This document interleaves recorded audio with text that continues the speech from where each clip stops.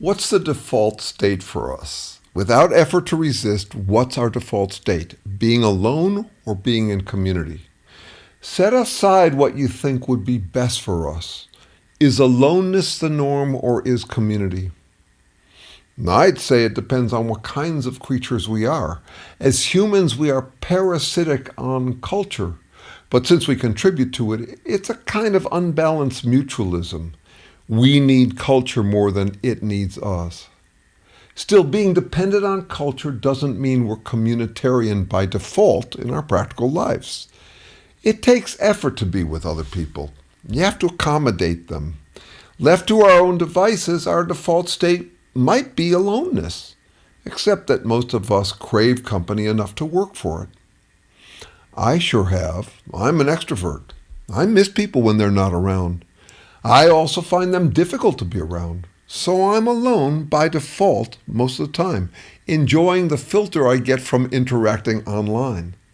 Online, I can regulate my dosage, getting enough of other people without bothering them or them bothering me.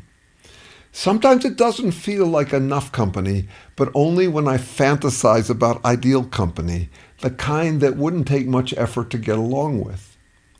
Or perhaps my longing is more nostalgia for when new company squirted a dollop of windfall confidence into my life, a partner who was dazzled by me, a new connection with business connections, happy to open promising opportunities for me, a shot at more success and therefore more status and confidence.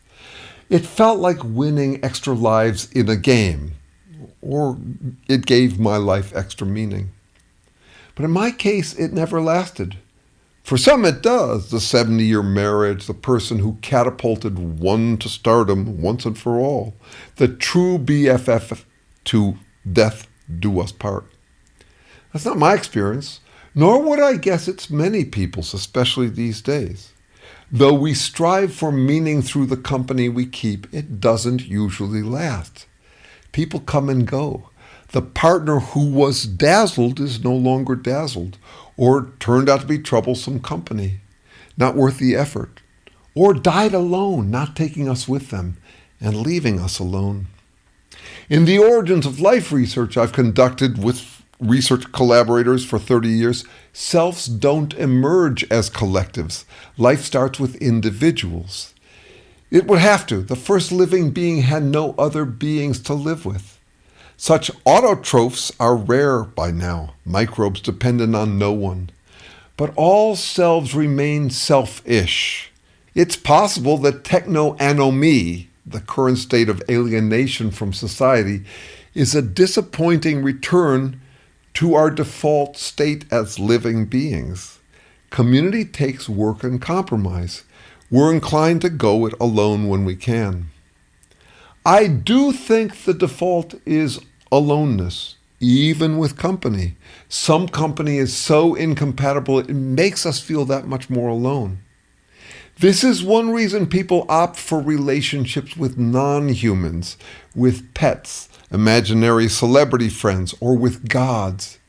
Jesus walks with me. Pseudo-surrogate buddies, so we don't feel so alone. I meet some of those surrogates in my dreams. That's where they belong. They're useful fictions like teddy bears for adults. We never outgrow our transitional objects. We never transition fully to the default state of total felt autonomy. But fictional friends are fictional friends. I assume my default state is alone. I've had connections that felt like heaven hereafter, but weren't. People come and go, as they should. Their only lives are their priority, just as my only life is mine.